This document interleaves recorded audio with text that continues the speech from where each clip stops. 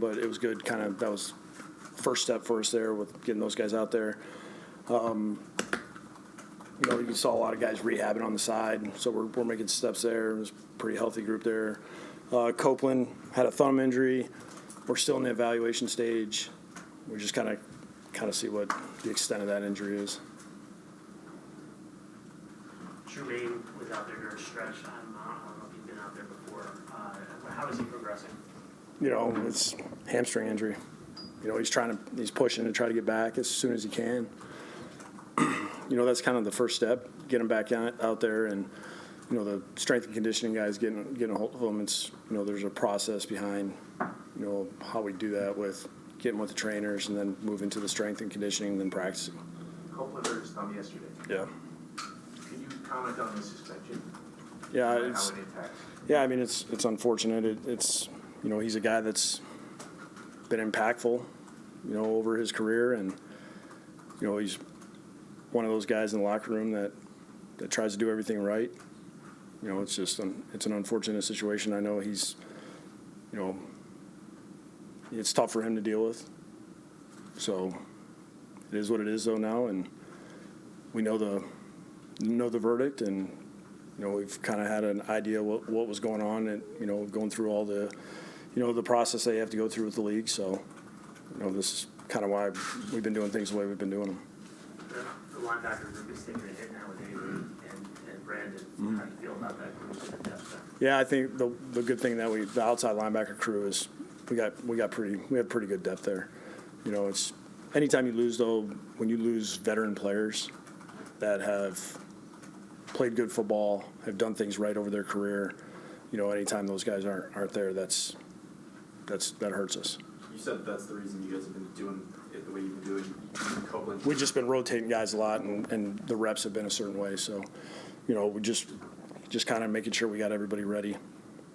Adam, a decent number of the teams around the league this year, the Colts kind of the most recent one, have kind of come out, despite this being the dress rehearsal and the one where the starters so much, they're actually not going to play a majority of their starters.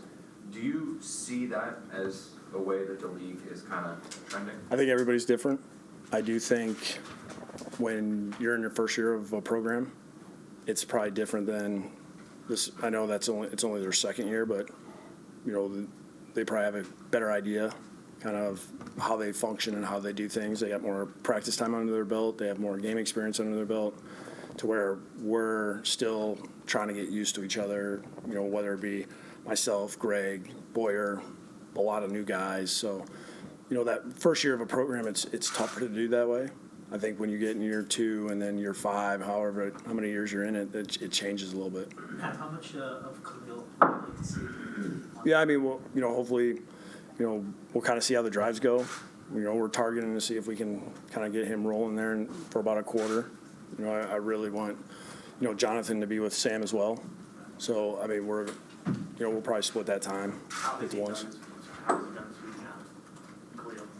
He's done well. I think it's different when you can condition all you want. When you throw the pads on, all of a sudden now you're going against Leonard and Q, and you're going against McClendon. I mean, all of a sudden it becomes game action real quick.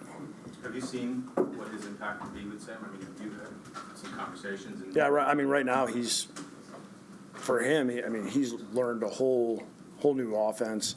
It's really just kind of getting used to the verbiage, and so you can react fast. So we'll get to the point where, he's going to be able to help with some stuff. But right now, I think he's trying to learn the offense, and Sam's got a good grasp of what we're doing. Is he playing any noticeably faster now than he was on Sunday when we first saw him?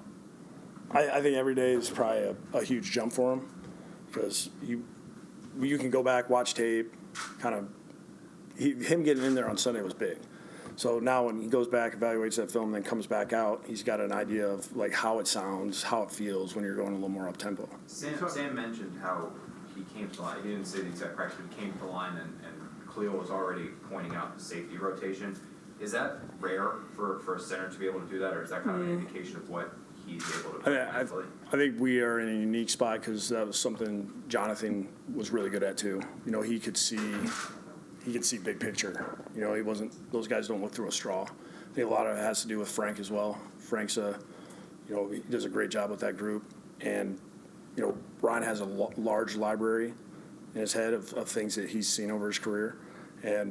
But I think, you know, both those guys do a great job of really getting ahead of the quarterback and making life easy. We talked a lot about like creating an up-tempo on offense. You know, we've seen that in a couple of games. I'm curious, because last year, statistically, the Dolphins were like one of the slowest offenses in terms of frequency. Thank you for of bringing plays. So I'm wondering if that is a shift in philosophy for you, or is it just something innate about Sam where you think you can run that style? I think the way the players we have dictate how we kind of play.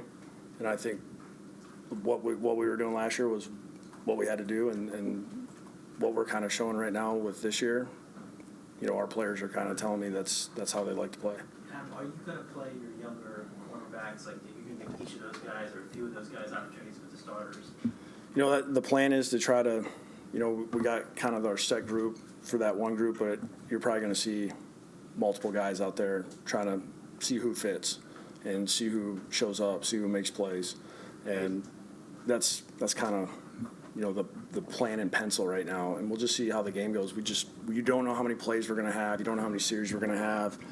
So, I mean, it's you can think one thing going in the game, and it can change really quick. I didn't know if you had, for argument's sake, one particular player you wanted to play with the starters and then cycle in the other young guys, or have each of the young guys have at least a taste with the starters. Yeah, it's like a big block of we're all saying, all right, hey, we want to get all these guys in, and it's just all going to be about how the game flow is. Adam, with regard to Marcus May and his inability so far to be able to stay on the field in his career, how important is this stretch for him in this year, and how much are you looking forward to seeing him, you know, finally with Jamal the way it was supposed to be? Yeah, you know, his injuries have not been things that are, I don't think he could have prevented what's happened to him. You know, I mean, it's almost, he had some bad luck. And I think he's done everything he can to get back out on the field. I love how he pushed to practice this week, wanted to be available for the game. Everything looks like it's a go. I mean, he tries to do everything right. And, you know, hopefully we can keep him on the field. I mean, because those two together, it's a fun, those two guys together are fun to watch. Just as a quick follow on that, when you were looking at young guys coming out of the draft, how much did you know of him? We spent some time with him And because what'd you make of it? we had our personnel department had high grades on him. You guys have obviously been cautious with Marcus. How do you kind of gauge how much to let him go on Saturday? And do you have to be... Once that red jersey came off, like, we're rolling. Because he's in dynamic shape. I mean, that's all he's been doing, almost to the point where I think he was kind of tired of it. So, I mean, he's in great shape. You know, he plays a different position. It's different with a lineman compared to a guy in the back end. You know, his livelihood's running. So, you know, he's ready to go. He's one of those guys that you don't have to worry about fatiguing within a game. What makes those two guys, him and Jamal, such a great pair? We mentioned how fun it is. Well, I mean, obviously they're interchangeable. They can do everything you ask them to do. They can play back. They can play in the box. I mean, I know majority of the time you see Marcus deep, Jamal down, but they're really interchangeable. They both can pressure.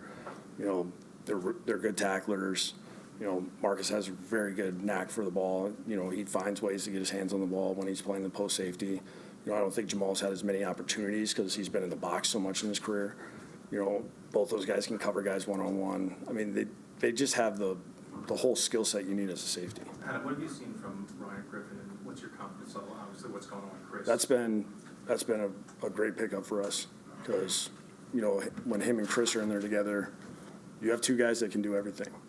He can do all three phases you need a tight end to do, and he has experience, and he knows how to get open, and he's been a big part of what we've been doing in practice, and you know, we'll just keep getting him reps and kind of see how it works out during the season. Did you see any more first team reps because of what happened with Chris? Yeah, I mean, you know, we want Chris to just focus on kind of what we're doing right now, almost like he's not going to be gone for those first few games. So we're gonna keep kind of rotating it the way we have been. Costello and Stokowski. What do you need to see from Bertolette Saturday to kind of secure his spot on the roster? I think just keep doing what he's been doing at practice. You know, he's been consistent as far as kind of really how he's been kicking the ball, and you know, when we get in the game, just do the same thing. Coach, follow up on that? Hold on. What's your insurance policy? Sorry. Going back to the tight ends for a second there, obviously starters typically don't play in the fourth game, but you've talked a lot about kind of getting Chris as ready as possible before he sits out. Would you consider playing him in that fourth game, or is this gonna be kind of his last go? And if it is, what do you need? Do you want to answer this for me? Like, you know what I'm going to say. I'm not there yet. Well, I mean, I haven't even thought about it. Promise you. assuming this is the last time we see him, then what do you need to see out of him to know that he's ready to Just go? take another step. You know, just execute the play call. When the ball comes to you, do a good job of catching it, get the run after. That's where he's really a problem for defense. He catches the ball and he gets in space, he can do some damage. So we just need to see him just keep progressing and, you know, just keep learning the details of the offense. Locker room is open? Thank you. How are you? You're gonna play all four.